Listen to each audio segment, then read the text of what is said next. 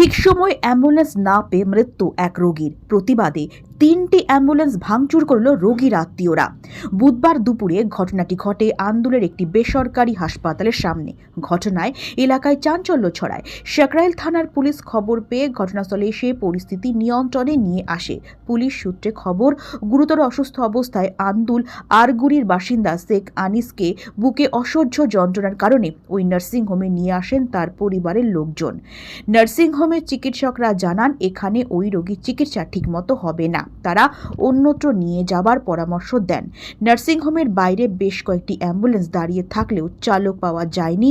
দীর্ঘক্ষণ অপেক্ষা করার পর বাইরে থেকে অ্যাম্বুলেন্স নিয়ে এসে অন্য একটি নার্সিংহোমে নিয়ে যান। সেখানে চিকিৎসকরা জানান, রোগীর মৃত্যু হয়েছে, আগে নিয়ে এলে হয়তো বাঁচানো যেত। এরপরই রোগীর আত্মীয়রা ক্ষোভে ফেটে পড়েন। প্রথমে যে নার্সিংহোমে নিয়ে যাওয়া হয়েছিল সেখানে দাঁড়িয়ে থাকা 3টি অ্যাম্বুলেন্সে ভাঙচুর করেন রোগীর আত্মীয়রা। পরে পুলিশ গিয়ে পরিস্থিতি নিয়ন্ত্রণে আনে।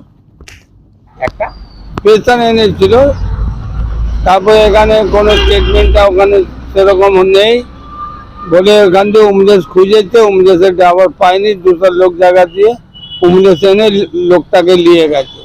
নিয়ে যাওয়ার পর আন্দুলে মারা গেল, গাড়িতেই মারা গেল, কারো কোলেতে মারা গেল। তাহলে ভাঙচুর হলো কেন? ভাঙচুর হলো ওই পাড়ার ওদের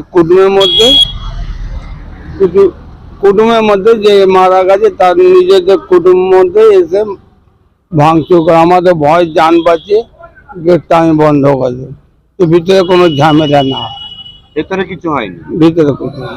যা হয়েছে অ্যাম্বুলেন্স। অ্যাম্বুলেন্সের ড্রাইভার কেন নেই? কত লোক ছিল ভাঙচুরে? আমি তো তারা জান বাঁচিয়ে ভিতরে ঢুকে গেছি। কত লোক? অনেক লোক ছিল। অনেক লোক ছিল।